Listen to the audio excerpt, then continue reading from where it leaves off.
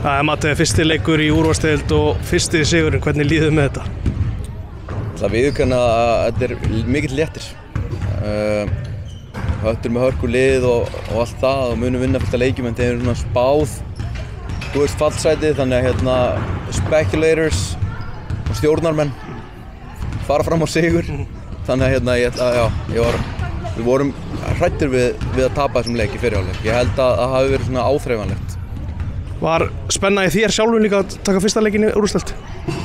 Já, 100%. Ég er búinn að vera mjög spenntur og stressaður bara í marga daga. En svo einhvern veginn þegar maður mætir inn og sér vita og þetta er bara eins og að rekast á gamla kærustu, sko. Hvað er þessi leikur, 6 stiga sigur, hvernig metur þú? Hvað var lykillinn að þessum sigri? Við lögum vörðina í hálfleik og hlupum það af þriggjastellínunni, komum með aggressívari vörð fyrir utan þriggjastellínuna og létum það þurfa að fara meira inn í teig þar sem að þeir eru veikari heldur en fyrir utan og það bjóð til svona 2-3 rönn fyrir okkur í seinni hálfleik. Þú voru á tímabili held ég 11 og 14 og 12 og 17 og þriggjastellínunni. Varstu ósáttur við vörðina? Mjög oft var ég ósáttur við vörðina, já. Við þurftum að gera adjustments af því að gameplanið mitt gekk ekki upp og svo voru einhver skot sem þeir settu sem voru náttúrulega bara ævintýrlega vel gert, sko. Nafniðin Karlovits öflugur?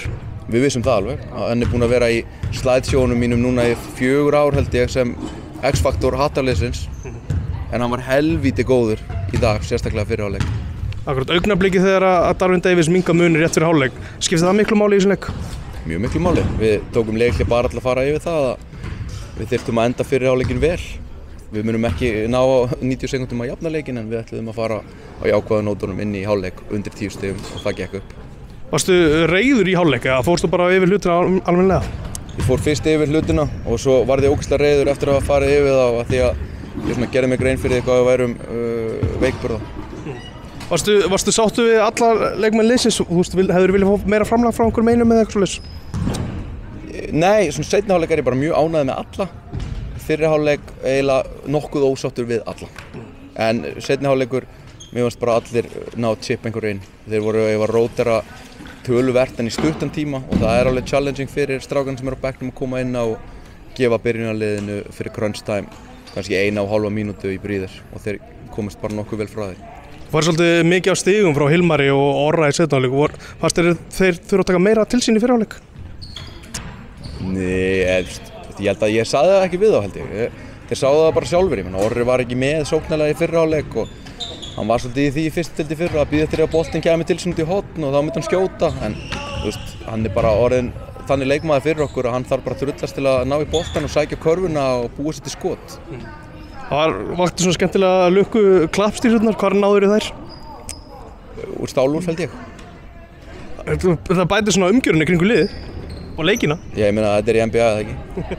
Nákvæmlega. Af hverju vinnur alltaf á móti Vita?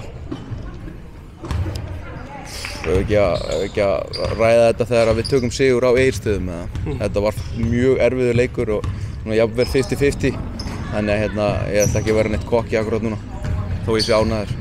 Í 90-75, hvað gerist hjá okkur? Af hverju hleypið þeim aftur inn í leikinn? Þeir eru bara með fullt af ógeðslega góðum körfuboltaleikmönnum sem að settu 2 þrista af driblinu og 1 endvon eftir vont svona þversendingu hjá okkur. Þannig að ég held að við höfum ekkert slakað eitthvað á. Þeir bara, góðu lið bara koma með rönn, sko. Bara öll liðin í úrvalsdeild eru með það marga góða leikmenn að það er rönn í liðinu þeirra, sko. Lentum við nákvæmlega sama á móti Blikum í æfingarleikum daginn. Og alveg eins og í dag þá komum við sterkir tilbaka eftir rönnið þeirra. Það er svona það sem skiptir kannski máli. Þarftu að fara með alltaf aðra nálgun í næsta leik? Það veit ég ekki. Takk fyrir þetta, Matti, til hamingju. Takk.